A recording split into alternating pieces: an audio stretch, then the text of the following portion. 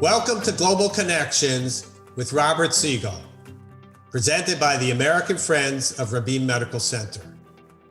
Our monthly Leaders Forum addresses vital issues facing society, the economy, real estate, medicine, technology, and science. My name is Dr. Joshua Plow. I'm the Executive Director of American Friends of Rabin Medical Center, a 501c3 National American Charitable Organization based in New York City. We at AFRMC represent Israel's premier hospital, Rabin Medical Center in Petah Tikva and Greater Tel Aviv, the leading institution named in honor of Prime Minister Yitzhak Rabin. The hospital is a model of coexistence, as it serves 1 million patients annually from all ethnic and religious backgrounds with the same compassionate care. Please support our mission. Join our community of friends. Visit American Friends of Rabin Medical Center via our website and social media outlets on Twitter and Instagram, LinkedIn and YouTube, and on our Facebook page and discussion group. Today's Global Connections topic is Russia, a new Cold War? Thank you to our very special guest, Ambassador Ivo Daalder, President of the Chicago Council on Global Affairs and former U.S. Ambassador to NATO from 2009 to 2013. Robin Wright of the Wilson Center and columnist at the New Yorker magazine. Dr. Kimberly Marten of Barnard College's Political Science Department, and Dr. Donald Jensen, Director for Russia and Europe at the U.S. Institute of Peace. And now, Global Connections with Robert Siegel. Thank you, Josh. We don't know how the war in Ukraine will end or when, but we do know this much. However Ukraine comes out of it, Russia will still be next door. And the United States, NATO members, and other countries will have to figure out how to deal with Russia and with its president, Vladimir Putin. Are we on the verge of a new Cold War? On what terms can Russia be welcomed back by its democratic trading partners? What should be the message to Moscow? All big, complicated questions, and we have a panel that is well up to the task of addressing them. We'll start with the journalist on our panel, Robin Wright, a columnist and contributing writer to The New Yorker. She's also a joint fellow at the U.S. Institute of Peace and the Woodrow Wilson International Center. Robin has been writing about foreign policy for many years and for just about every prestigious newspaper and magazine you can name, including a stint covering U.S. foreign policy and national security for the Washington Post. She has reported from over 140 countries and has done tours based in Europe, Africa, and the Middle East. And she's our first panelist today. Hi, thanks for being with us. It's so wonderful to hear your melodious voice again. Okay. I'm sorry you have to see me as well in this phase of my career. I'd like you to summarize, first of all, how we got to this point, how we went from being a country seemingly in search of a reset with the tough but seemingly popular leader of Russia to now being at the head of a coalition arrayed politically and economically against him. Well, I think Putin has made clear for a very long time his intentions in terms of recreating Greater Russia, and his fear is almost paranoia about NATO. 15 years ago in 2007 at the Munich Security Conference, he got up and basically said, NATO has put its forces on our borders and it represents a serious provocation. He asked why the West needed to deploy military infrastructure and troops along the border with Russia. So that's been clear. His aggressive impulses have also been clear, whether it was the invasion of Georgia in 2008, the invasion of Ukraine and annexation of Crimea in 2014. Beyond the region, he has been a major factor in the Middle East, notably in Syria, where in 2015, his forces were critical to prop up the regime of President Assad. And Russia now has established both a naval and an air force base in Syria near the Mediterranean that extends Russia's military deployment well beyond, Europe. Mm-hmm. And so we've seen, and now the most recent intervention, this is part of a pattern, and Putin has made no secret of his ambitions to be the next Peter the Great and to expand Russia's influence and to absorb what he views as a country in Ukraine that is a nation of Slavs, many Russian speakers, that he believes is part of ancient Rus. The U.S. and Europe have joined forces behind some tough sanctions against Russia. You've probably reported from every country that's been sanctioned in recent years. What's the scorecard on sanctions? It's pretty poor. And when you look at what the United States has been able to do, it's broad, it's deep, it's multi-layered, but it also is largely the United States. The European Union still is buying a lot of its energy resources from Russia. I heard a statistic today that the US has invested $1 billion in the past 6 weeks in military equipment for Ukraine, whereas Russia has made $35 billion in that period from selling energy to Europe. So sanctions are limited in their impact. And just a couple of statistics, because I have covered sanctions since the 1970s, in Africa and Europe and the Middle East. And we saw the first sanctions embargo on South Africa in 1962, but Nelson Mandela didn't walk to freedom until 1990. You still have in Cuba a communist government, even though there have been layers of sanctions since the 1960s. In North Korea, again, a country where we've gone through 3 generations of the Kim dynasty, and North Korea, despite sanctions by the outside world, has more nuclear weapons and more intercontinental ballistic missiles than ever before. So sanctions, as the Biden administration has admitted, are a long-term approach, but there are only 2 basic tools to deal with a country that aggresses. One is military and one is sanctions.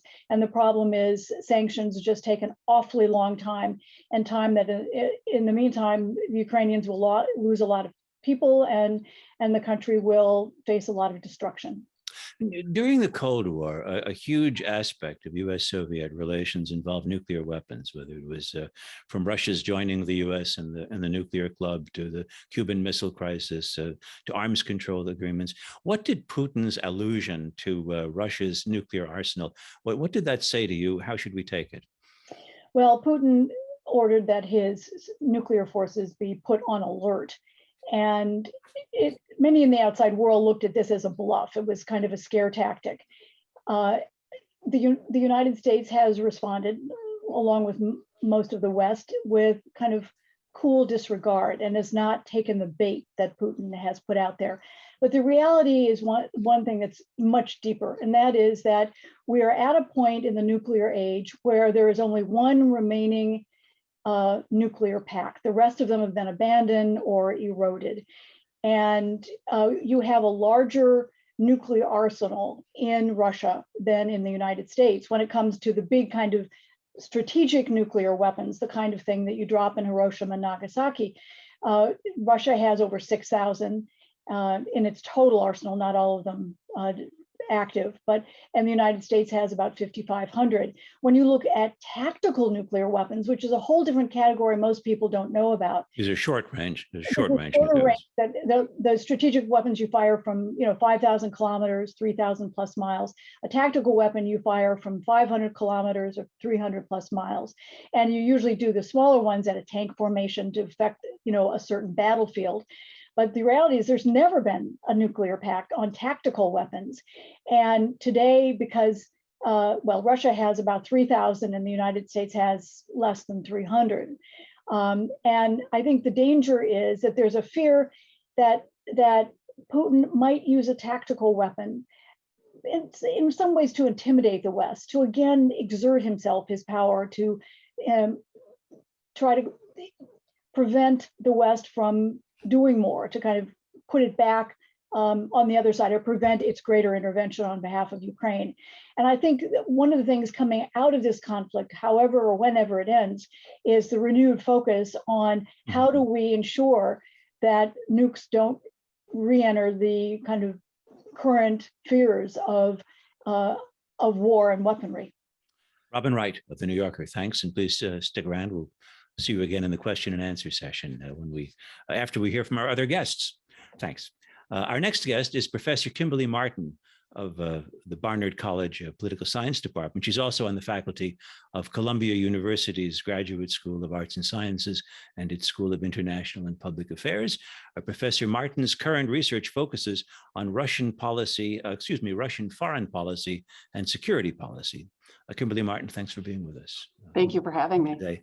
We tend in public discourse, I think, especially about countries we're opposed to merge the country with the leader of the country. So we talk about what Russia is doing in Ukraine and what Putin is doing in Ukraine as though they're the same thing. Are they the same thing? Is Vladimir Putin now the Sun King of Russia, who is the state? It's difficult to know exactly how the Russian public really feels about Putin in recent weeks, just because there's been such a reimposition of the kinds of controls over media and social media that we saw in Soviet times, and also fears of sending people to prison for saying the wrong thing, even for calling what's happening in Ukraine a war. But I think we do have evidence that it's not just Putin alone, because the evidence that we have of the atrocities that have been committed in Ukraine in recent weeks have involved a wide-scale actions by military forces. And so, we could always say, I guess, that they're just following orders, but it seems like it's going beyond that, because Putin is not controlling every single action that a military person takes on the ground. And so I think what's really happening is that Putin has managed to just inflame a sense of humiliation and anger and rage in Russia, and is putting the blame on Ukraine, saying that Ukraine is a Nazi state, even though its leader is Jewish and had family who were killed in the Holocaust. And as social media and media have shut down, it's harder and harder for people in Russia to learn the truth about what's really happening. But let's say that the news coming home because there are losses of lives, or because people phone back, whatever, and the sanctions actually take a bite in some way. Let's say Putin does decline in popularity. Does it matter? I mean, does his leadership depend in some way on public support? Well, the public support helps make Putin seem uniquely qualified to lead the country. And so it certainly is sort of an arrow in his quiver of what makes him the person who's appropriate as leader.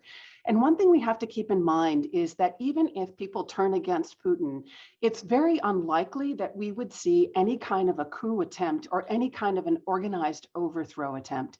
It's always difficult to get people to act together. But when you're dealing with a very repressive society, where Putin, at least up until the last few weeks, we know has been strongly supported by the intelligence services, who are able to, just at a moment's notice, release information about people that would damage their career or destroy them, or accuse them of a crime that would put them in prison, or, as we've seen, even commit murders against people who are Putin's opponents. It would take an enormous amount of bravery for people to come together, and an enormous amount of trust among people who don't normally trust each other, that they were actually acting in concert, and that somebody they thought they were working with was not actually a spy for Putin trying to prevent them from acting. So even losing popularity isn't going to cause him to necessarily lose power. We hear a lot about Russia's oligarchs and Putin's cronies among them.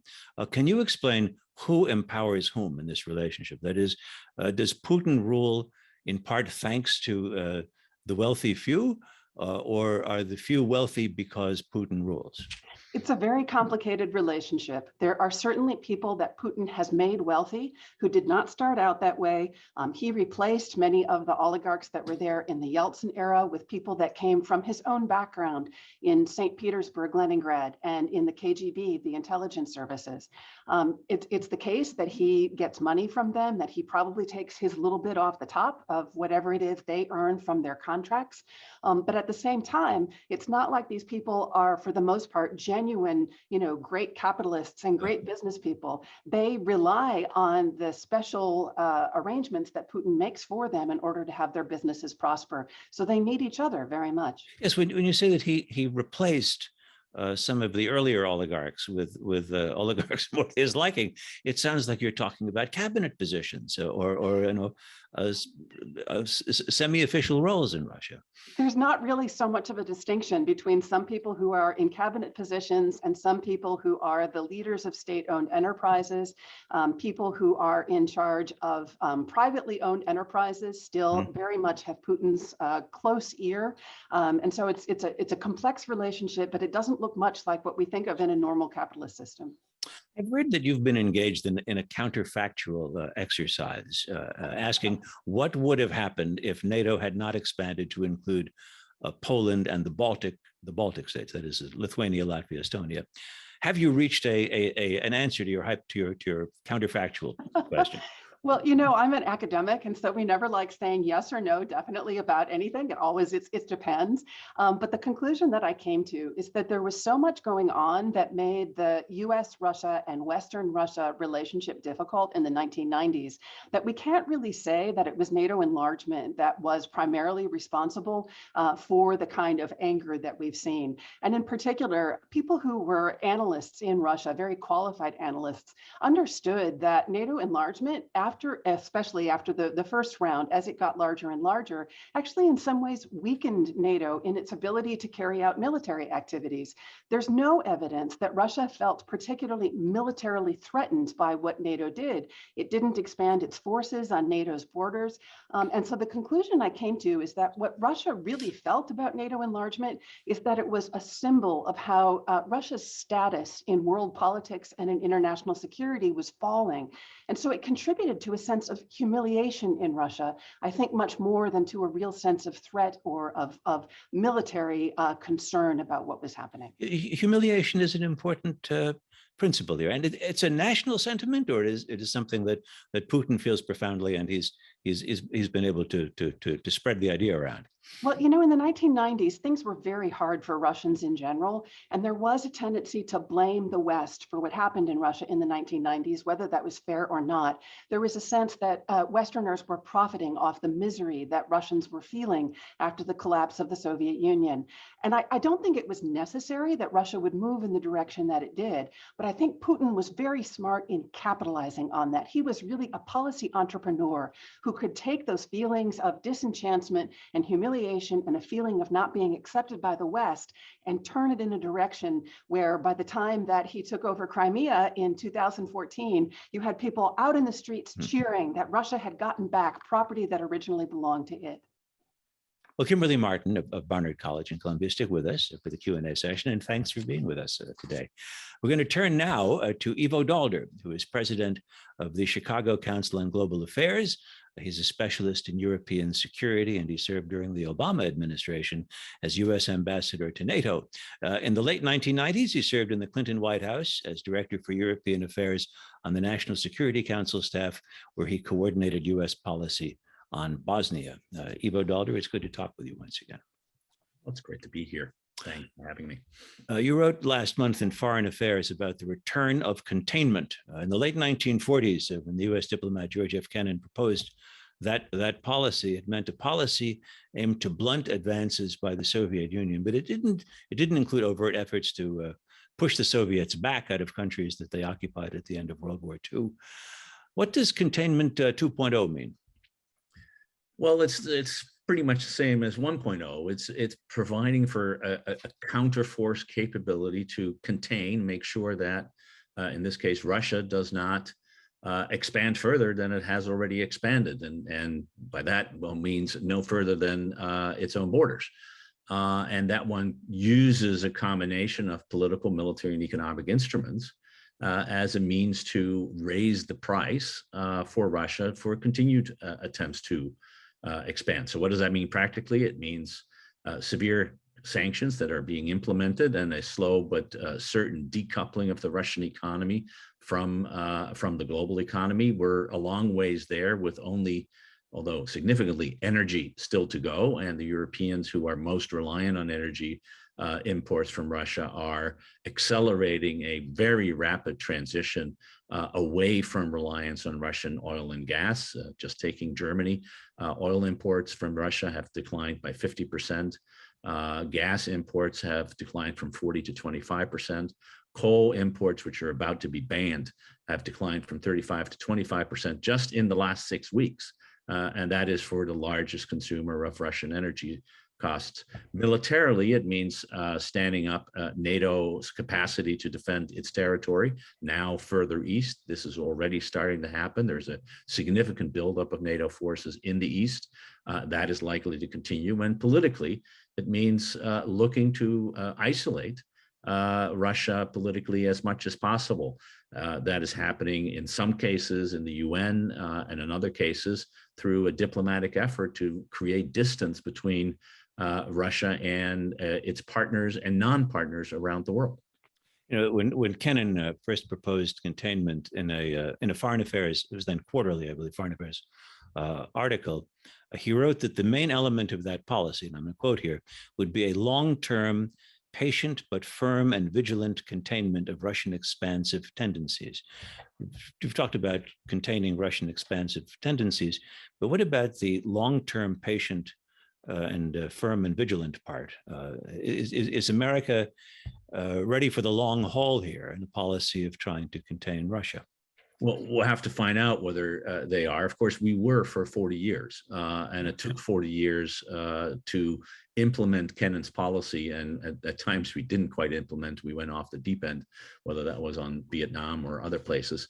But it took 40 years. I don't think it's going to take 40 years to create the kinds of pressures that would change the internal dynamics of Russia. Russia today is nothing like the Soviet Union. It is an economy the size of Canada's. Its military, as we see, has some significant problems, particularly of fighting a combined arms kind of operation, which it hasn't really done since World War II, and is not showing not to be capable of doing. And the combined power of the West is significantly greater than that of Russia than was true at the beginning of the Cold War. So I think the reality is that a strategy of containment, a return to containment, is likely to lead to the kind of internal fissures that we've seen successfully lead to the end of the Cold War in a much quicker way in Russia. What do you say, though, to the argument against sanctions? Robin Wright told us about the many countries that have been sanctioned, and it's been many years in some cases to see some results. In Cuba, the embargo becomes the explanation for everything the regime has ever gotten wrong. That it's always the fault of the embargo. You hear. How effective can these sanctions actually be? So in Cuba, the problem is that there's only one country sanctioning Cuba, and it is not a widely used part of the instruments of countries around the world. In this case, it is 60+% of world GDP that has combined in sanctioning Russia. It will take time. And the purpose ultimately is to make sure that that in the first instance, the expansions test a tendency now in Ukraine and in other parts outside of the Russian state are stopped, halted, and not gone further. What happens to the regime internally is, we all want to see some change over time, but is less important than that Ukraine, frankly, Moldova, Georgia, other parts of the former Soviet Union that are now independent, remain independent, remain sovereign, that their territory is theirs, that their borders are respected, and that they can decide their own political future, basically act like normal states, which Russia is trying to prevent. One other question: does the fact that Ukraine has been willing to talk about neutrality in what but they've been peace talks of some sort, does that mean that Ukraine ultimately has to acknowledge that it has to in some way bend to the desires of its big neighbor Russia?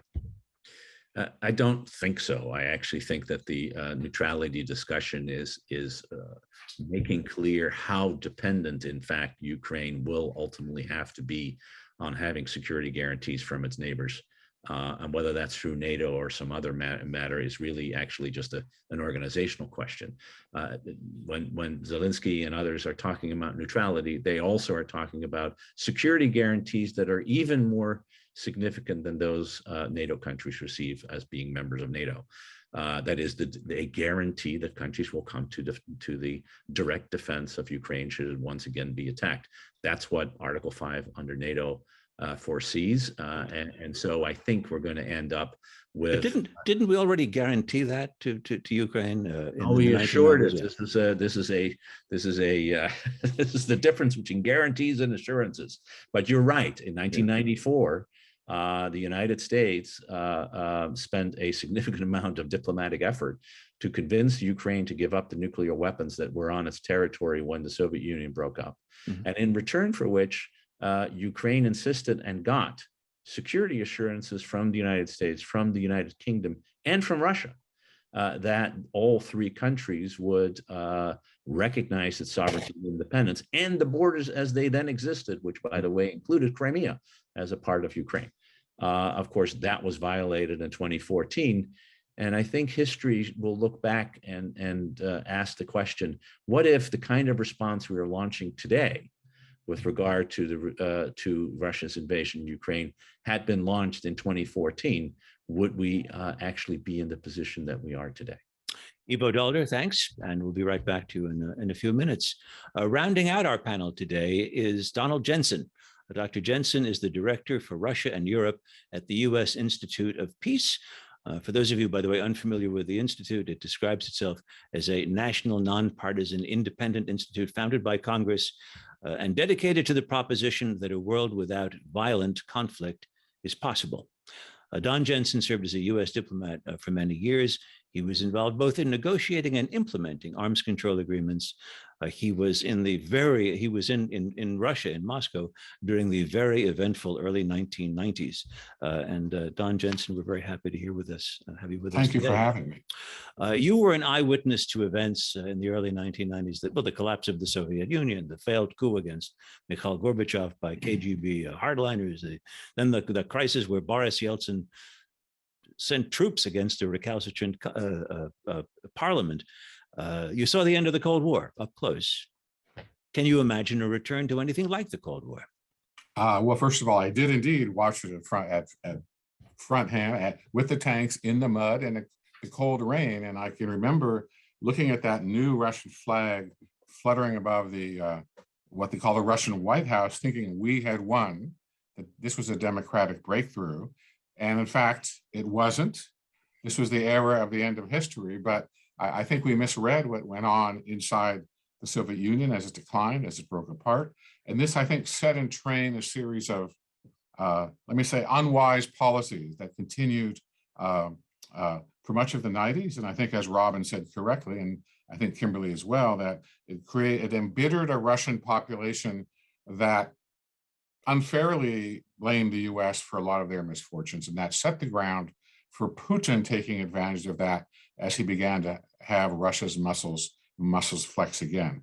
Is it the same as the Cold War? It's very, very different in key ways. Number one, I don't think Putin has an ideology.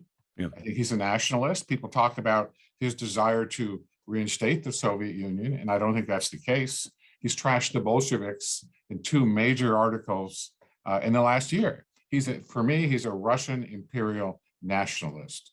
And thus the problem in many ways is if I can use a political science word, the strategic culture that Russia has about itself, which seems now with their reduced economy, unable to fit into a more globalized world, even if it's a multipolar global. Well, then help us see the world the way you figure it looks to Vladimir Putin.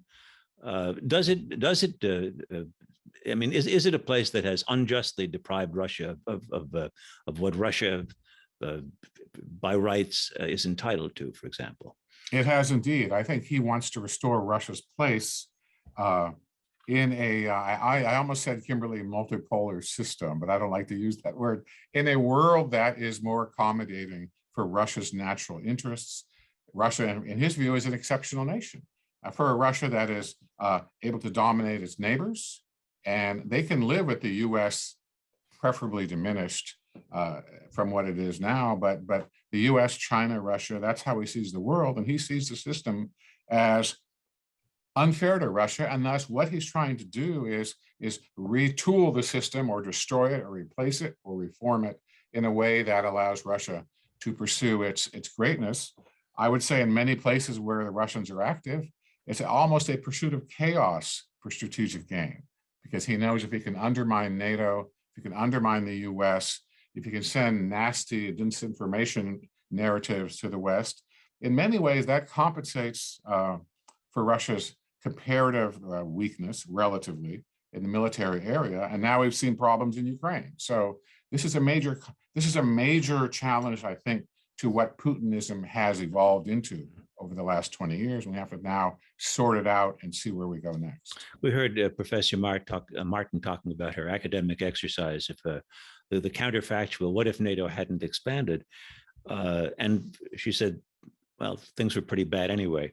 But if I'm hearing you, if NATO had decisively shut the door to Ukraine, deferring to Russian anxieties, you think our relations with Russia would have been very different? If we told the Baltic republics, you should be Finlandized and be part of neither bloc? No, I agree with Kimberly. This was, and I was in Moscow at the time, where even Foreign Minister Kozyrev expressed interest in Russia eventually joining. Mm-hmm. The NATO expanded, yes. I think its aspiring members were nervous about their big neighbor for good reason. But I think the West took very seriously what might be called potential Russian concerns. There was a NATO-Russia Council. They took very, very much care in not doing things that were provocative to Moscow, and it didn't work. So I think the problem is deeper than NATO expansion. After all, NATO didn't attack Russia for 20, 30, 25 years after it expanded. So I think this, to some extent, is a narrative that Putin uses for a variety of purposes. And unfortunately, it has a lot of people who now say they subscribe to it. But I think it's a much more complicated set of decisions by the West at the time than the Kremlin lets on.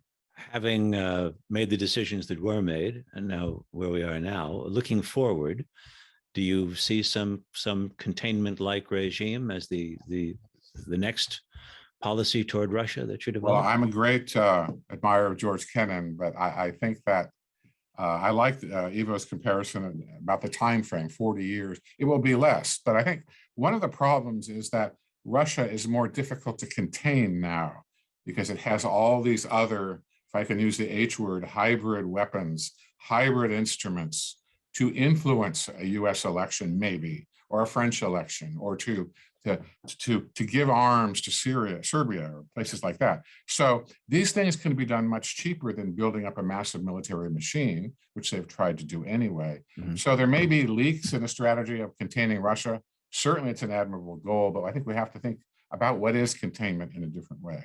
Well, I think we're going to talk about that now. Don Jensen, I want to bring back our entire panel, Robin Wright, Kimberly Marten, Ivo Daalder. And first, I'd like to hear, starting with Robin Wright, from what you've heard from your fellow panelists, are there any important points that you'd like to either endorse or dissent from? Robin, anything you'd like to? I think that one of the things that's important for all of us in looking and picking up from where Don was is the repercussions of this globally, that the stakes here have never been just Ukraine. It was always that broader relationship between Russia and the West, but it's also about the balance of power. And when you look at who are the winners and losers out of this, don't forget China. And China is not putting on sanctions, and Xi Jinping, who has, this broad vision outlined all the way through 2050, is not spending money on arms for Ukraine, and whether this is the kind of thing that empowers his ambitions or endorses his ability, or just strengthens China as the one that's not, involved in this costly, tragic war, that we need to kind of begin thinking about how does this world look like? How does it shake out after this war? And I think there are going to be a lot of things that it could be very different, looking at whether it's a stronger West, but the fact is there are deep fissures in the world, when you look at who is not participating, Brazil and India as well, that Brazil, and again, this is another issue of what impact this has on the kind of global economy and the supply chains. Brazil gets a huge percentage of its fertilizer from Russia and Ukraine, and Brazil is one of the great agricultural exporters. India gets so many of its arms from Russia, and it doesn't want to penalize. The United States in the last 10 days has spent a lot of time and energy as dispatching diplomats and making calls to Indian politicians. There are many countries in Africa, including South Africa, which have said we're either siding with Russia, we're not going to join sanctions because they get arms, and they also remember Russia's support for some of the wars for liberation or the anti-apartheid movement. So, I think that when we talk about this question, we tend to get so kind of caught up, and I think it would behoove us all to think big about this as well. Kimberly Marten, Sure. thoughts on what you've heard? Sure. I just want to say one thing about nuclear weapons. I was actually heartened to hear that there seems to be less information getting back and forth to Putin about what's happening on the battlefield, because I think that means that there might be a screen of military officers between him and military decision making. And I think it's very unlikely that military officers from Russia would want to introduce nuclear weapons to the battlefield, just because for so long it is something that everybody has understood just has incredible dangers that go along with it. But what I'm much more concerned about is the possibility of the use of chemical weapons. We know that the Biden administration has been warning about this for a while, and I was very disturbed to see in today's Russian news headlines that the Russian Defense Ministry has claimed that Ukrainian defense forces or specialists are planning a provocation of using chlorine gas in Kharkiv. And that very much worries me, just putting it into the context of what the Biden administration has said Russia might do in terms of trying to blame Ukraine for a chemical weapons attack that it itself used, especially because Russia looked the other way when its close ally Syria repeatedly used chemical weapons, including chlorine weapons, on its own population in Syria. So I would just raise that concern. And Ivo Daalder, any remarks? So three quick points. One is Kimberly had the counterfactual about what would have happened if NATO hadn't expanded. I think there's another counterfactual we should be playing with. What if NATO had expanded to Ukraine? Would we be where we are today? And I think that answer is becoming increasingly interesting to look at, and also about what will happen after the war with regard to Ukraine. I think Robin is exactly right on the larger global impact of this. This is not happening just within a European sphere. It is a larger sphere, and the impact on China is going to be very interesting to watch. On the one hand, it could be that the Chinese see the United States caught into a European security problem, therefore lessening the involvement of the United States in its own region. On the other hand, they ought to be pretty worried when they look at how a top-down military relying on Russian weapons is performing against what really is a ragtag army in Ukraine, and say, wait a minute, where do we get our weapons from, and how is our NCO officer corps here when it comes to thinking about the PLA, and then actually those were my two. There was a third one, the chemical weapons one. Yes. Kimberly is exactly right on the chemical weapons issue. I think the administration is extraordinarily concerned that something is going to happen, and I hope I don't know, but I hope that within the NATO construct, we are spending a significant amount of time thinking about what we would do in response, because this does change, as both Biden and Stoltenberg, the NATO Secretary General, has said, the way one thinks about this war. And in my view, personally, the likelihood of an actual military intervention by NATO or NATO countries in this conflict goes way up if chemical weapons get used. And Don Jensen? 2 points, really. First of all, maybe a historical footnote. I remember 2 years ago, I think Kimberly was at the constitutional referendum, and I saw a couple Russian press items that there was a significantly higher no vote to Putin in the military, particularly in the strategic rocket forces. In that summer, as COVID broke, just before the military exercises. That doesn't mean there's going to be a coup by the military. It doesn't. But I think we have to be careful not to paint the Russian domestic scene with one color. But Kimberly, again, this issue of public opinion and what does it mean? That's one of the most frequently asked questions. It's extremely difficult to answer. What's Putin's rating? It's sort of the cliche. And I tell my students at Hopkins that I think public opinion in some ways plays a different role in that system. It legitimates the rule of the authoritarian leader, but it does not exercise the kind of constraint on the actions of the Kremlin that it might here or in a Western democracy. And that's very troubling because to some extent, as somebody said, his rating is what it is. It's pretty high. We know it's lower in Moscow, but will that make a difference in terms of popular reaction to Ukraine? I doubt it. I wish it would, at least for now. Maybe the mothers of these poor boys who are being sent there will act, but I don't see much sign of it at all.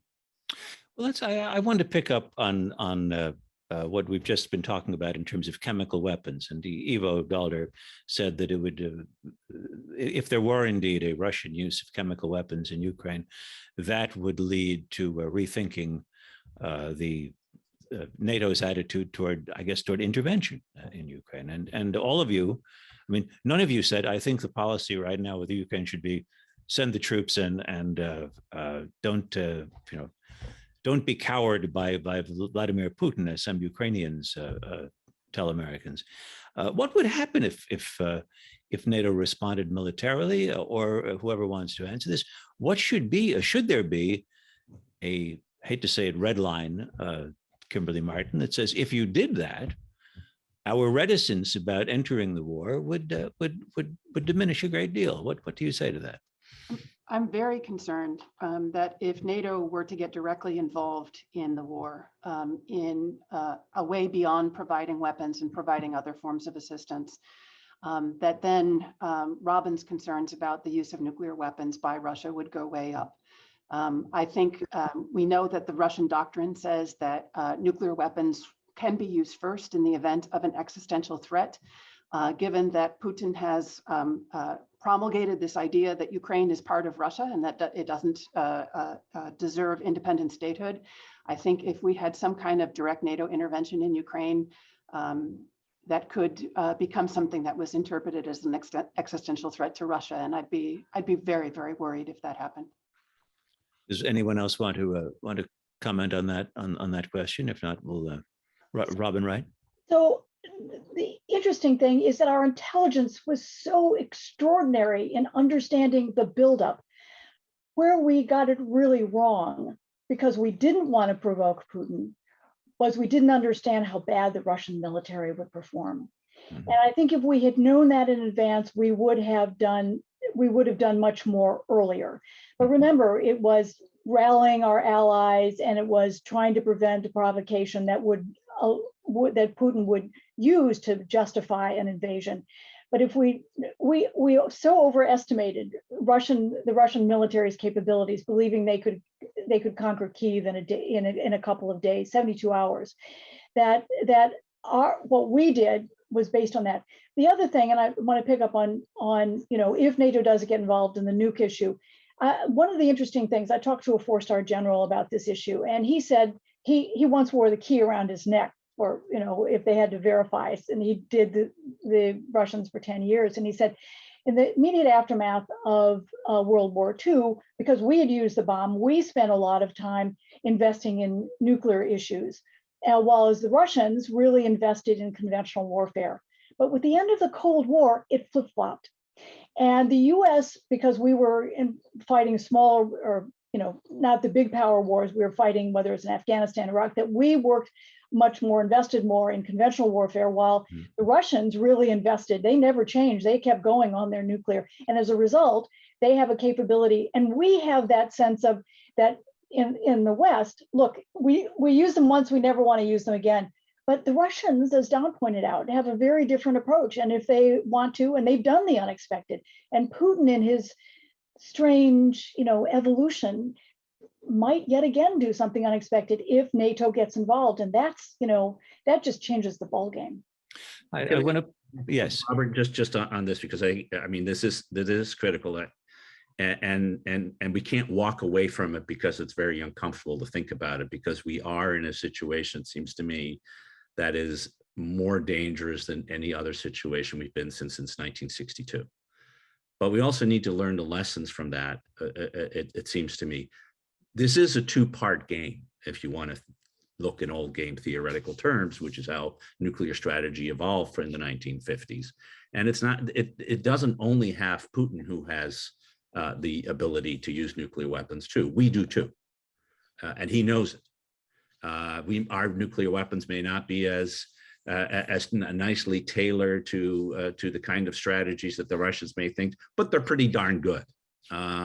They still have big bombs, and a use of a nuclear weapon would change things in a very fundamental way, and so would the use of chemical weapons in a fundamental way in this conflict in Europe. Mm-hmm. And so it is easy for us to be self-deterred. By the way, it's why we didn't enlarge NATO to Ukraine, because we were afraid that the Russians might be upset. Turns out that was a major miscalculation on our part, as even the Germans now agree. And so I think we need to be very careful to say, oh my God, that means World War III happens, and therefore we shouldn't do anything, because that basically opens up the door to the other side to the old Matman theory, to be the Matman in order to generate strategic advantage. And so we got to be careful about this and really start having a discussion about it, that even in which I hope is happening within governments, because we better start thinking about it. This is a question from Paolo Manso, who's listening. No Latin American country, he writes, has sanctioned Russia until now. Why, in your opinion? There are still 11 countries in Latin America without a U.S. ambassador since more than 15 months. Some very important countries such as Brazil don't have a U.S. ambassador. How can this be explained? Does anyone have any thoughts on sanctions, Ukraine and Latin America? There are a lot of countries that don't have U.S. ambassadors yet, and that's where you get to Congress. The fact is, we didn't have an ambassador in Ukraine either. Good point. Yes. Yes. Although I would be the first to blame Congress for anything, but let's be clear: we don't have an ambassador because we haven't nominated one in Ukraine or in Italy. We have in Brazil. This is a administration. This is there's a problem in the way we deal with nominees, both in the executive branch and in the legislative branch. And I do think having ambassadors makes a difference. It allows you to have the kind of conversations that need to be had in order to remind people why it is important that standing up against a bully like this, who's engaged in the kind of behavior that we just saw and see daily on our television screens, requires one to take some steps. Another question related to the nuclear issue, thinking more globally, is concerns Iran. Given the explicit or implied Russian nuclear threats, Joel Schwartzman asks, how can the United States consent to any deal that would enable Iran to achieve its own nuclear capability? I mean, let me put Mr. Schwartzman's concern more broadly still, does this change the way we approach a question like Iran? Do the events that have occurred in Ukraine alter our calculations at all? Don Jensen, do you have any thoughts about that? I don't think that it does. I think that Mr. Schwartzman raises a very good question, but I'm not sure they're comparable in the same way. I would note, however, that the Iran deal is still out there being discussed and negotiated. And I think some people in the administration want to be less than harsh on Russia than they usually could be, because they think that Russia's assistance is needed to get that deal. I don't particularly like that, but I do think that that's out there in the policy community. The Iran deal is important in part as it was the most important non-proliferation deal in more than a quarter century. And the fact that Ukraine, gave up its nuclear weapons signals to countries like Iran and elsewhere, it's better to have them, even if just to deter others. So there's an important lesson that comes out of this. The other thing about the Iran nuclear deal is if we get it revived in some miracle, what that will do to the energy markets. And we're talking about 2 million barrels a day that could shift some of the tension. We are so interconnected now that this Ukraine war is playing out in lots of different ways, that a place like Iran suddenly becomes very important too. Yeah, I want to ask all of you about this question. You've all talked about Putin as someone who's either an imperialist, statist Russian, or someone humiliated for Russians' loss of stature in the world, or someone who wants to be the next Peter the Great. If so, after Ukraine, who should be most worried that Putin's Russia would do something similar? Or does the checking of Russia's military in Ukraine make people more confident in say the Baltic republics that Putin would be deterred? Who wants to start on this one? Kimberly Marten, why don't you go first? There's so many things that could happen next. Moldova is an area that still has Russian troops deployed in it for a long-standing time in Transnistria. That could be something where Putin decides to move. He has unfinished business in Georgia after the 2008 invasion, which put Russian forces permanently in Abkhazia and South Ossetia. But Putin could believe that that's where he should move next. And then, of course, we have an ongoing conflict between Azerbaijan and Armenia in Nagorno-Karabakh that Putin chose to largely stay out of recently when it blew up, but that would always be someplace that he could decide to come in on as well. I think it's less likely that he would attack the Baltic states at this point because of NATO enlargement to include Latvia, Lithuania, and Estonia. Although I think there's some danger there as well because of this little geographic area called the Suwalki Gap between Poland and Lithuania, where you have Belarus on one side and Russia on the other. And we know that Belarus has been directly used for the Ukrainian war. That would be very difficult, not impossible, but would involve high casualties for NATO to defend both by air and sea, and so and to get land forces in. And so I think that's a possible concern too. But I think it's anybody's guess what Putin would do next. Don Jensen, what do you think? I largely agree with Kimberly. I might add northern Kazakhstan as a possibility, which is more difficult to support, more difficult for the West to defend. But I think it's very, very important that NATO keep together during this crisis, because all my Lithuanian and Estonian friends are very, very nervous. And I think that the Suwalki corridor is an excellent point, that there's a lot of security hazards there. And I think that what we don't know is whether a diminished economically or militarily Russia will continue to sow chaos for strategic advantage. And that can be done in a lot of ways. I mean, he pulled Wagner out of Libya, he's still in Venezuela and elsewhere. And some of those things to cause trouble for the US can be done on the cheap. You don't need 180,000 members of battalion tactical groups. So how Russia reacts itself to this, with a more aggressively, less aggressively, or aggressive in different ways, it will be very interesting to watch. Robin Wright, thoughts on who should be nervous next? Well, I think we kind of think in terms of countries, and my concern is that that just like the Russians went after this training base in Lviv, that the supply routes, that there's a kind of a spillover, that Russia targets the lanes where the US is transferring arms, or where the Ukrainians are leaving. I think that's very, I think that kind of is like chemical weapons. It's something that could suck us in deeper. I just want to make one point about Putin himself, and this is where we talk a lot about, well, public opinion, or how long will he last? And I think we have to remember that the alternative to Vladimir Putin could be just as bad, and if someone eliminates him, and also the prospect that anything will happen. My father fought in World War II, and I've just transcribed all his letters, and he talks about all the plots against Hitler unveiled, and yet Hitler in the end did himself in.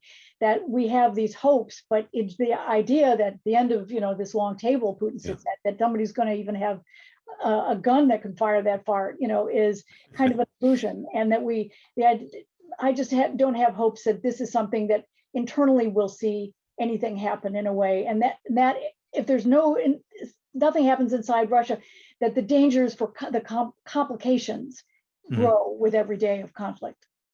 And Ivo Daalder, where would you look next, if indeed there is a next act to Putin's restoration, to trying to make Russia great again? Well, first, I think the person who should be most nervous is Vladimir Putin, because he's had his comeuppance. I mean, we're just about to enter phase 3 of the war, and he lost the first and the second phase.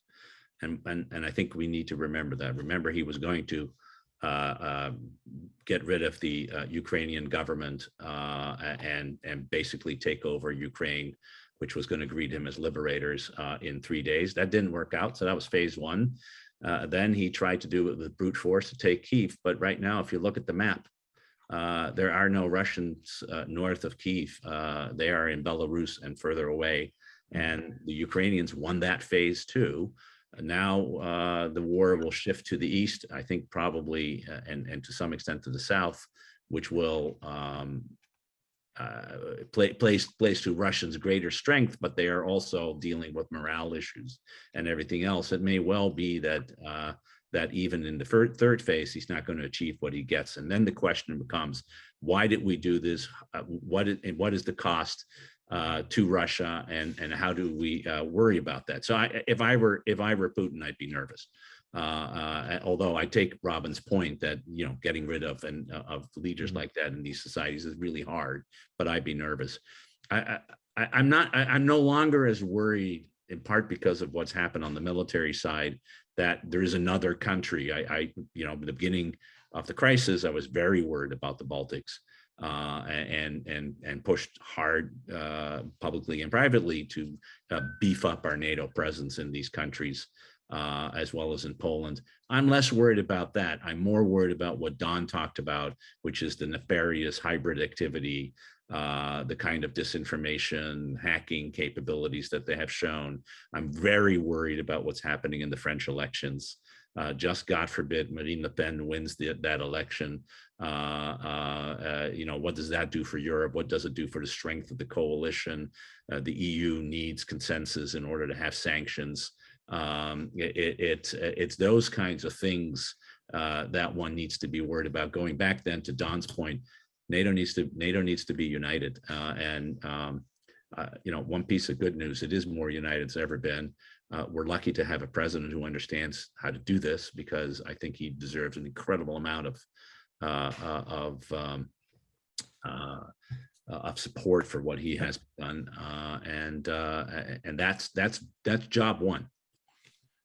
Well, thanks to all of you, Ivo Daalder, whom we just heard, also Robin Wright, Kimberly Marten, and Don Jensen. Thanks for being, if not terribly encouraging, very enlightening. And many thanks as well to Joshua Plout, Nate Bonzani, Roni Giuliano, and Andrea Kiss from American Friends of Rabin Medical Center, which produces Global Connection, and our technical director, Sam Lunetta.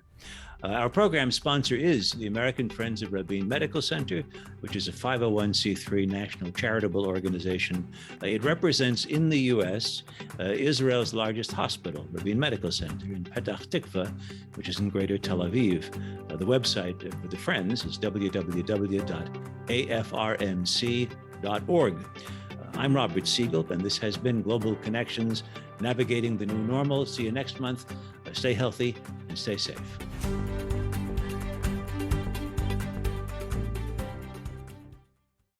We would be pleased to send a complimentary DVD of this program to anyone who wishes to support JBS with a tax-deductible gift of $36, double high or more. Simply visit the JBS website at jbstv.org and click on the donate button to make a donation by PayPal or your credit card. And please indicate the program for which you would like a DVD. Or you can send your tax-deductible check to JBS, Post Office Box 360, Stamford, Connecticut 06904. Or you can call the JBS Pledge Line at 833-MY-JBS-TV. That's 833-695-2788. And again, please remember to indicate which program you would like to receive with our compliments. We thank you for your kind support.